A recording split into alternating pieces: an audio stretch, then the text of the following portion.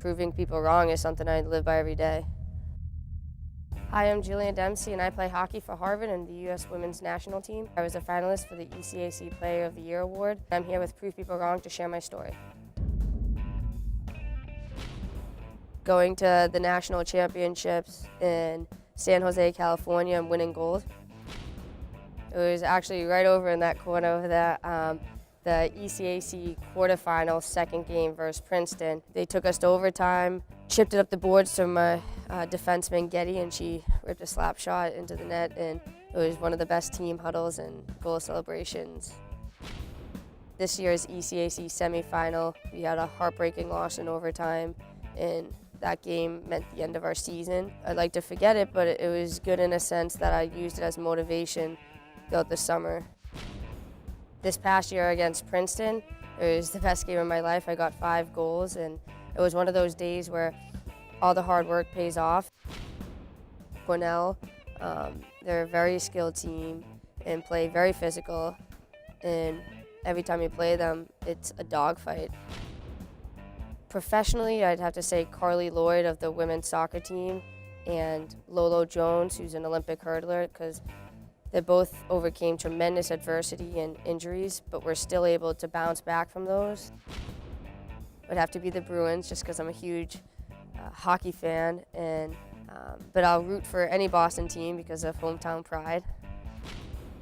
To just make it the best year yet, I'd like to be a consistent leader, lead my team to the NCAA finals. The off season is where champions are made. I'm going to show up every single day and work hard because that's the one thing I can absolutely control. I can't control how the puck bounces in one game or another, if I score or not. It's just how hard I work, and if I'm not working hard enough, somebody else is, and I don't like the sounds of that. I've had a lot of people ask me, what do you want to do? Where do you want to go to college? And when I'd say Harvard, you kind of get the, Harvard response. For me, I knew that I could always do it if I dream big. I think the moments that stick with you are the ones when people say, you're not good enough to do that, or you can't.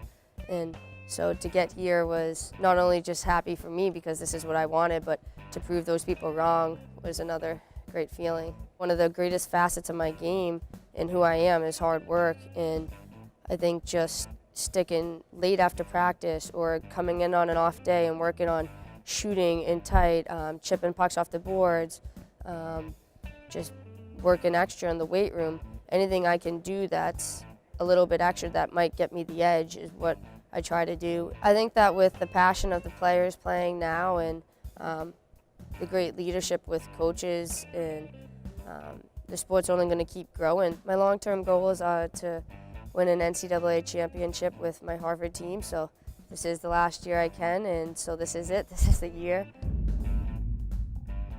I just always say dream big. If you set limitations on yourself, then you're not going to find out what you can do and how great you can be.